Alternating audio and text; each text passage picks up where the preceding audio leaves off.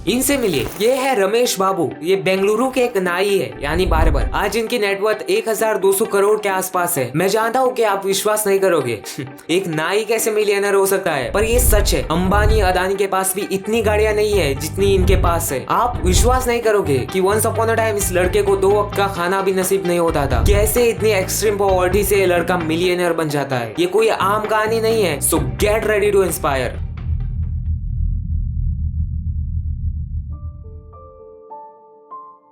रमेश बाबू बेंगलुरु के एक छोटे से परिवार में जन्मे थे। उनके पिताजी पेशे से एक नाई थे और उनकी एक छोटी सी दुकान भी थी बेंगलुरु में ब्रिगेड रोड पर। रमेश के अलावा उनकी एक बहन और एक छोटा भाई भी था। सब कुछ नॉर्मल था अनलेस साल 1969। रमेश महज 7 साल के थे। अपनी 2nd क्लास की मिड टर्म एग्जाम्स दे रहे थे और तभी एक बच्चा आकर उन्हें कहता है आपके पिताजी का देहांत हो गया। रमेश के फादर को एक मैसिव हार्ट अटैक आया था, जिसके चलते उनकी डेथ हो जाती है। रमेश के परिवार पर मुश्किलों का पहाड़ टूट पड़ा था। परिवार की पूरी जिम्मेदारी अब रमेश की माँ पर थी। बच्चों की पढ़ाई, घर का खर्च, सब कुछ उन्हीं के ऊपर था। हालात इतने खराब थे कि उन्हें सिर्फ एक ही वक्त का खाना मिल रहा था। रमेश की माँ घर घर काम करने लगी एज ए सर्वेंट और उन्होंने रमेश के पिताजी की जो सैलून शॉप थी वो भी रेंट पे दे दी at just 5 rupees a day. पर ये सब कुछ काफी नहीं था। मोस्ट ऑफ द टाइम उन्हें सिर्फ एक ही वक्त का खाना मिलता था। इस सिचुएशन में भी उनके खुद के फैमिली मेंबर्स जैसे उनके चाचा, किसी ने भी उनकी मदद नहीं की। जब रमेश 13 साल के हुए तो घर में मदद करने के लिए उन्होंने न्यूज़पेपर और दूध डिलीवरी करने का काम शुरू कर दिया। रमेश की माँ उन्हीं थोड़े पैसों से घर चला रही थी, पर इसमें भी उन्हें काफी दिक्कत आती थी। जो उन्होंने शॉप रेंट पे दी थी वो आदमी कभी रेंट टाइम पे नहीं देता था और वो काफी बदतमीज था और एक दिन तो उसने मना ही कर दिया रेंट देने से। रमेश इन सभी चीजों को देखकर अपनी माँ से पूछता है क्या मैं वो शॉप चला सकता हूँ। उन्होंने कहा तुम चाहो तो चला सकते हो, पर तुम अपने आगे की पढ़ाई नहीं छोड़ोगे। तब रमेश 10वीं पास कर चुके थे। रमेश इस चीज को अग्री करता है और सैलून शॉप चलाने लगता है। रमेश सुबह 6 बजे शॉप ओपन करता था और बाद में अराउंड 10 बजे वो कॉलेज जाता था और कॉलेज से आने के बाद वो फिर से काम करता था टिल रात के 12-1 बजे तक। इस तरह रमेश दिन के 16 घंटे काम करता था। इन सभी चीजों के बावजूद उसने कॉलेज और अपनी स्टडीज कभी कॉम्प्रोमाइज नहीं की। उन्होंने इलेक्ट्रॉनिक्स में डिप्लोमा हासिल किया और उसके बाद उन्होंने अपने कॉलेज छोड़ दी और उन्होंने फुल टाइम अपने हेयर कटिंग बिजनेस पे काम करने का सोचा। ऐसे करते करते फिर आता है 1993। रमेश एक ऐसी गलती करता है जो उसकी पूरी लाइफ बदल कर रख देने वाली थी। उस साल रमेश के चाचा ने एक कार ली थी। ये देखकर रमेश भी कार लेने की सोचता है। जो भी कुछ सेविंग की होती है उसने और बैंक से लोन लेकर रमेश अपनी पहली गाड़ी लेता है, मारुति ओमनी। रमेश ने गाड़ी तो ले ली थी पर EMI इतनी ज्यादा थी कि जल्दी उसे समझ आ गया था कि वो इसे टाइम पे नहीं चुका पाएगा। फिर से एक बड़ा चैलेंज उसके सामने था और रमेश सोच में पड़ गया था कि अब क्या करे। तभी